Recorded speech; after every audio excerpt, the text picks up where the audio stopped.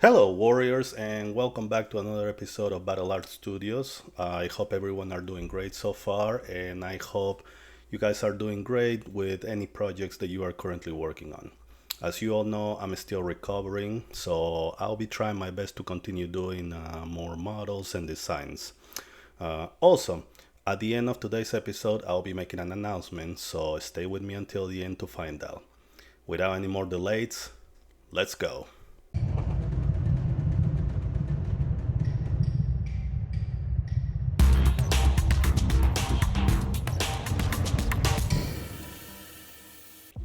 Alright, for today's episode, I'll be working on a model that actually brings me back some good memories. And what I mean by that is, I am a US Army veteran, and during my military career, I was stationed in many bases and participated in multiple missions and trainings, both here in the United States as well as overseas. And since the beginning of my military career, I was attached to mechanized units, which means they use heavy armor vehicles and troop carriers like the Abrams tanks, Bradleys, Strikers, and so on. And pretty much during my first duty station, actually, I was a dismount attached to a Bradley crew, which means we got to ride in the back of the vehicle a lot. Later on in my military career, I was a vehicle commander for a Striker. Now, in case any of you wonder, okay, well, you got to relax a lot because you were sitting and everything. That is so far from the truth as it can possibly be. And the reason why is because inside in the back of one of those vehicles is very small, it's cramped. It smells like fuel, burn oil, gunpowder for some reason. It's hot during the summer, it's cold during the winter, and the best rest that you will ever get is if you lean your head on the buttstock of your weapon. And before you know, it's been 10 hours since you was there when suddenly the ramp actually drops and you have to get out of there in the hurry. Great times. Now, so for today's episode, yes, I'll be working on the Chimera Troop Carrier. And it's a funny vehicle because it reminds me of the Bradley that we use. As always, I wanted to show you what comes for each figure or model. Also, this model is part of the Ordo Malleus Imperial Agents box. So there's gonna be more models coming up. As you can see, the assembling instructions also come with different configurations for this particular model, which means we'll try to do our best to follow it. And also the stats for weapons and any other things that you require, as well as some decals.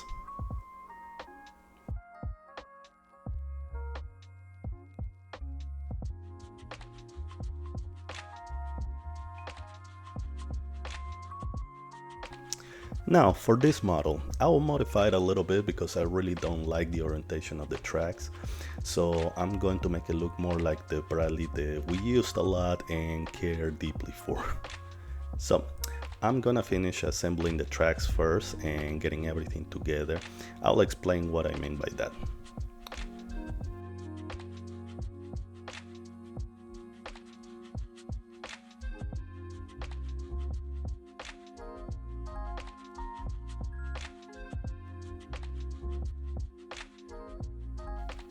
So, as you can see, I am turning around the original setup of the tracks for the vehicle, which means I have to cut some of the sides of the tracks and to make room for the rest of the body to actually come together in one piece.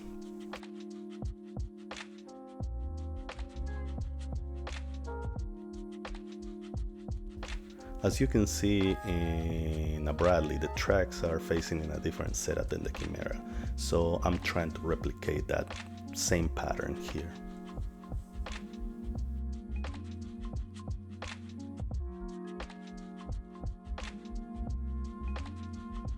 Now, as you can see, it took me more than just removing some parts. I had to also modify the body of the vehicle to fill the empty gaps, and this is the end result. But after looking at the new setup, I realized that the back of the vehicle was going too far back, so off the camera I had to separate everything and glue it and pretty much remove some of the ridges and everything. It took a little longer, but I like the new end result better, and it looks better than before in my opinion. Now for the turret, I will also going to add some of the details, some other details, to make it look more like the Bradley. So just in case anybody wonder, the turret of a Bradley actually has three different weapon systems in it, which is the main gun, the coax or small machine gun, and also a tow missile. And also it has some fixed grenade launchers. That one is mostly for smoke grenades, which is exactly the pattern that I'm gonna try to replicate here to make it look more realistic. And in my opinion, actually it makes more sense because from the turret you can actually control the direction of fire and everything. That's just in my opinion.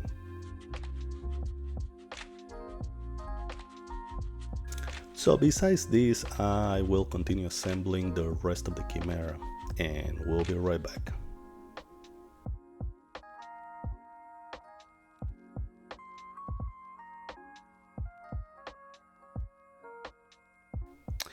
And as always, I like to keep it simple while painting, so I'm just gonna leave them in relatively small pieces that I can assemble as I go.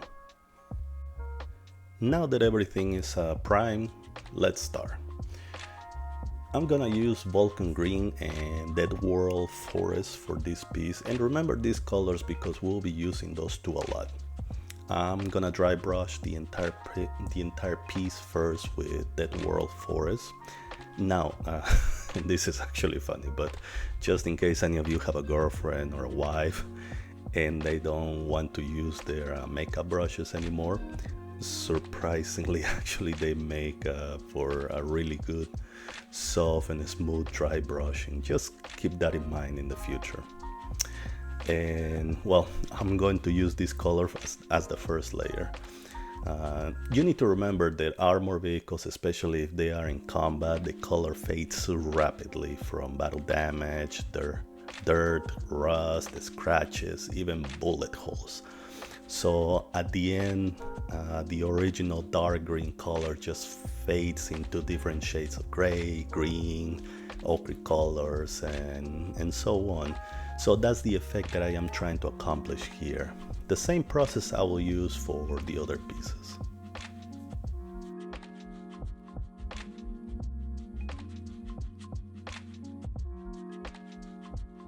Alright, so after this I will use Vulcan Green as a second layer, leaving some gaps in the paint, showing also the first layer. This is the effect that I mentioned earlier, and it's gonna be the same process that we're gonna do for the other parts.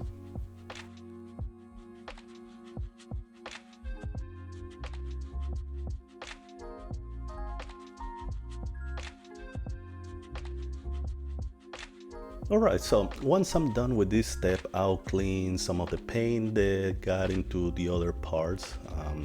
Just pretty much clean them a little bit, paint it with black and everything, because those are some pieces that I'm gonna actually paint it on a different shades and stuff like that.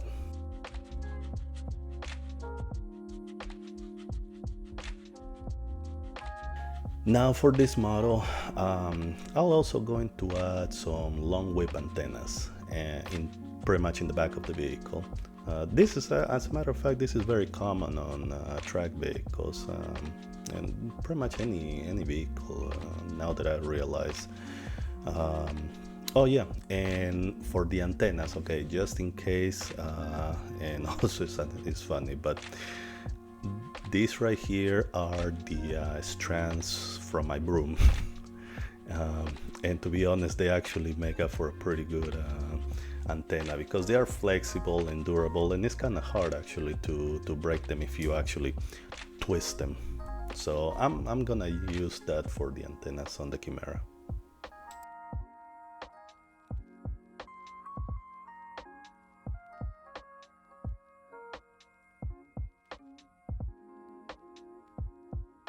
Now that all these parts are done, I'll go back again with some Dead World Forest and give a small dry brush in the bottom half of the vehicle, just to bring back again that faded paint. As well as using some, I don't know if I'm saying this one correctly, Iron Rack skin color. Citadel is killing me with those names, to be honest. Anyways, I'm doing this to give it a better look of how the paint is fading, starting with the areas close to the ground and going up, just like in this picture. Look at that handsome fella right there. Even as I was freezing during the cold winter in Germany, I still posed for a good picture. Oh yeah, just in case anybody wondering,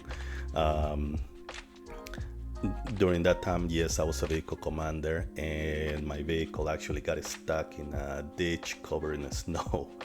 And pretty much we tried to pull it with the other striker, but we couldn't, so we had to wait there for the British to come over with the record trucks so they can actually pull us over.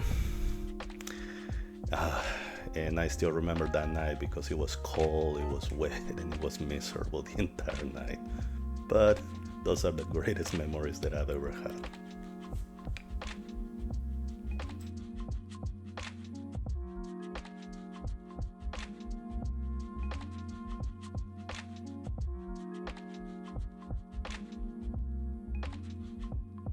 Now for the decals, as always, to give a nice effect on the markings of the model. And again, pretty much all this is up to you guys. Whatever decals you want to add to your model is up to you. For this one, I'll go more with the Acadian troop style, and we'll see how it looks once everything is done.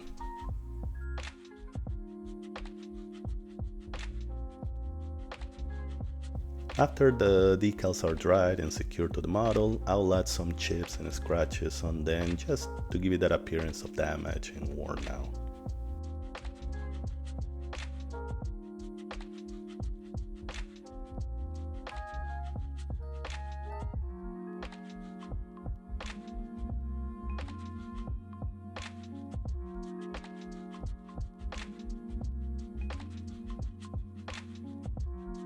Then, as always, the tracks of the vehicle are in constant contact with the ground and pretty much any rough surface, so it makes sense that the metal on them is wearing off faster and showing signs of use, which we're going to do here by just doing a simply dry brush technique with any metal color that you prefer, to be honest, as well as some edges on the vehicle, and just be mindful so you won't overdo the metal scratches on it.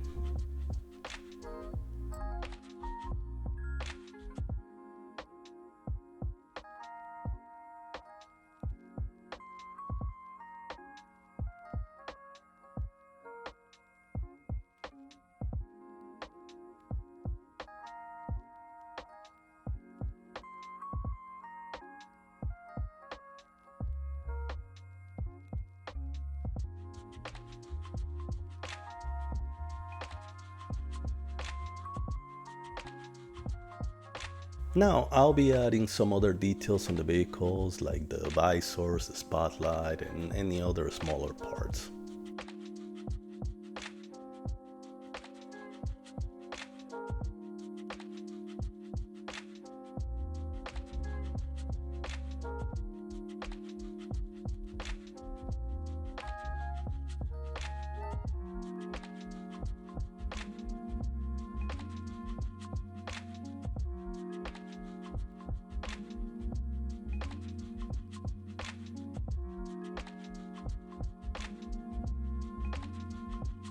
So, by now we finished with the main body of the Chimera, the turret and the bucket, and it's time to assemble it. Also, if you think that by now your model is good enough and ready for a game, you are absolutely right. And the good thing is this model you can have the turret hatch closed and it will look great. However, I want to take it a step further by adding some other details on the Hunter missile. Oh yeah, just in case anybody wonder what I wrote in the missile, if any of you are a fan of Modern Warfare 2, that is the name of one of the strikers that appears there, and it has the big 125mm cannon on top of it.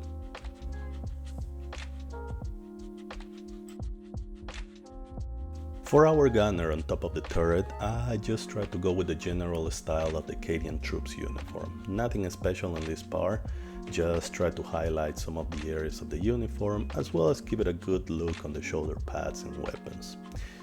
Now, this is my Achilles heel, skin and faces. I am not really good at it. Something that I'm still struggling a lot, but I'm gonna try my best to work on it.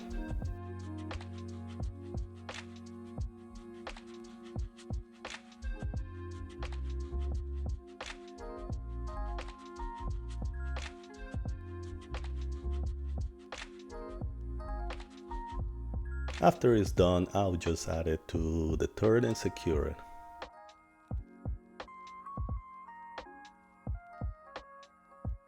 By now everything is done and the vehicle is ready for a good game, but like I said before, this model brings me back some good memories, and because of that I'll make it look even more like the vehicles that we used to work and pretty much operate. Now, usually this type of vehicles, because they transport troops and also serves as a mobile command station, they carry with them many other things such as sea wire, ammo, canopies for camouflage, and even large bags of the soldiers, pretty much riding inside. So I'll be adding some extra details, starting with the sea wire by using some chrome lacing wire that I have here. And as you can see me doing my failed attempt to make it, just pretty much after this I just ended up doing by hand, to be honest. Yeah, it broke immediately as soon as I started using that tool.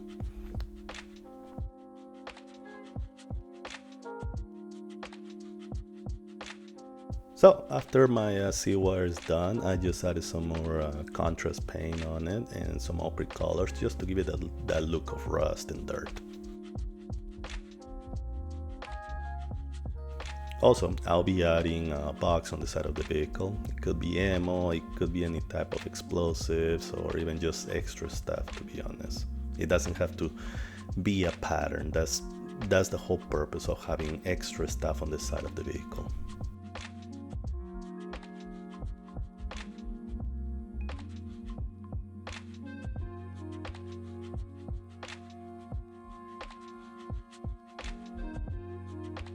Also, I wanted to add a roll like canopy on the side of the vehicle. However, I was trying to find some fabric that can be flexible enough for this, but it was kind of impossible. Instead, I have here a different type of paper towel, and the texture is very similar to fabric. So I experimented a little bit and sprayed some colors over it, and in my opinion it looks great. It's very flexible. So I'll be making 2 of these and attach them to the side of the vehicle.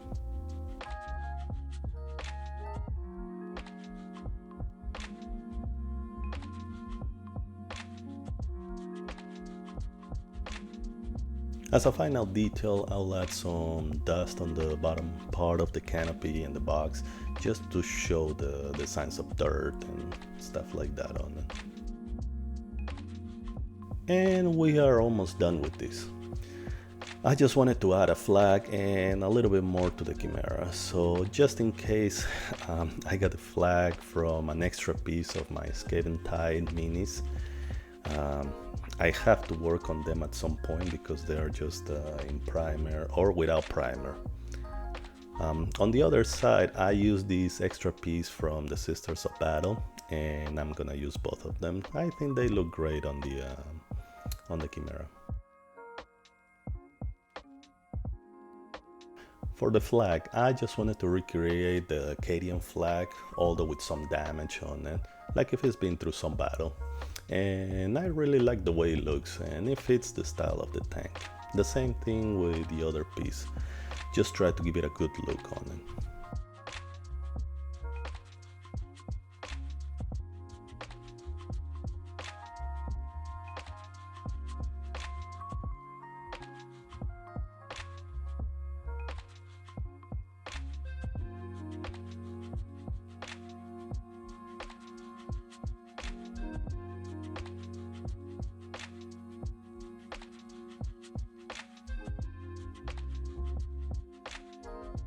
So after this, I just put them both on the vehicle.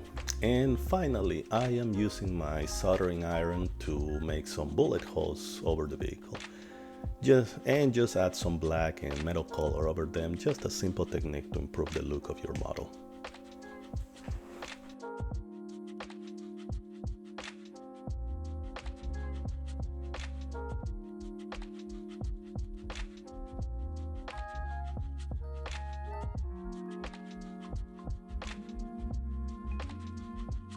Now that we are done, let's take a look at the result.